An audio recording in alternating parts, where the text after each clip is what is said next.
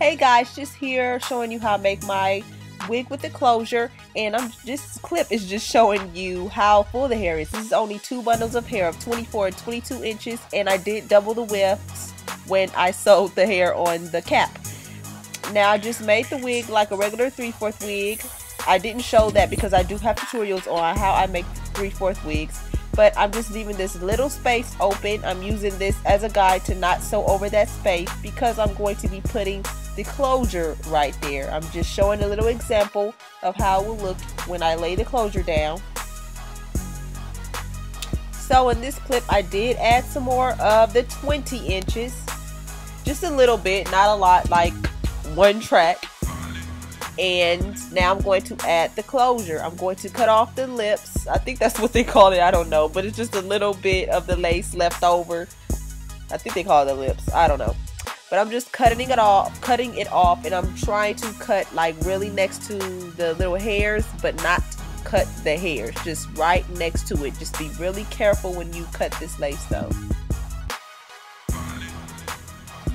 So right here I'm just taking the closure and I'm going to sew it down on each side really tight.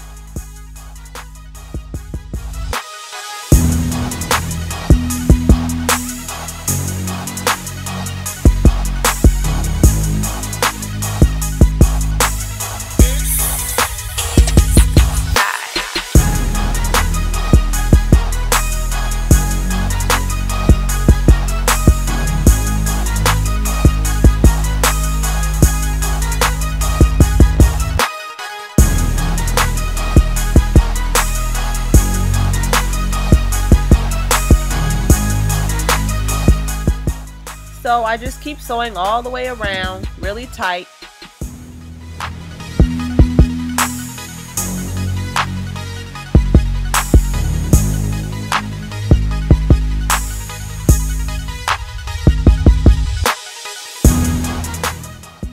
Now see right here, I'm gently tugging it really tight to the other side so that the closure will lay really flat when I install this wig on my head.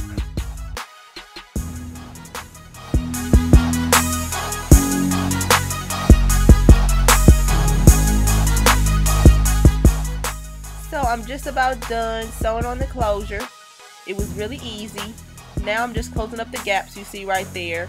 I only used about 2 and less than a half bundles of the wefted hair, and that's the 20 inches I'm sewing on. So I only used less than a half a bundle of the 20 inches.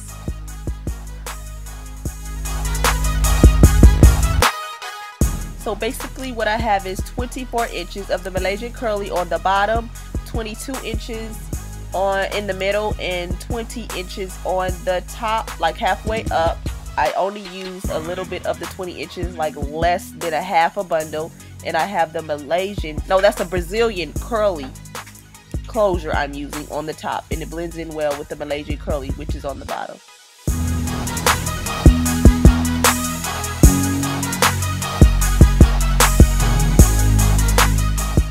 So right here I'm going to cut that net that's on the bottom of the closure.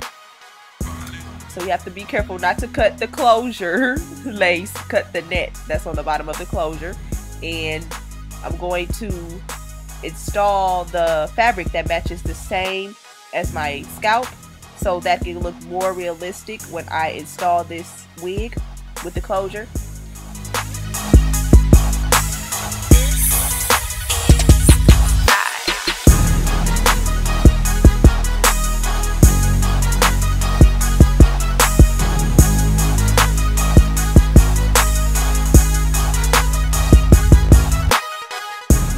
So this is how the closure look without the fabric underneath, and I did bleach the knots on this closure, so I will put that tutorial in the information box if you want to see how I bleach the knots on this closure.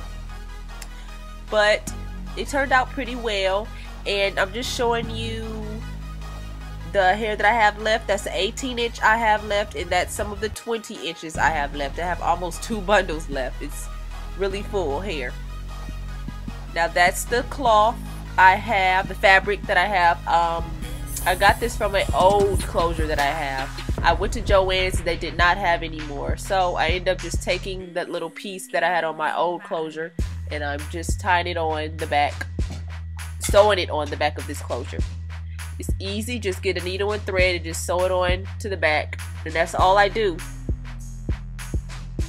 Sew it on one side and just stretch it and just sew it on the other side really tight. But what you can get to match this fabric that I have is some sheer pantyhose. I don't know why I didn't go get some of that from Target or something. It's cheaper, and I don't know why I just went to Joann's. But you can get some sheer pantyhose that matches your scalp, and I think that will work just fine. It will kind of look like the fabric I'm using now.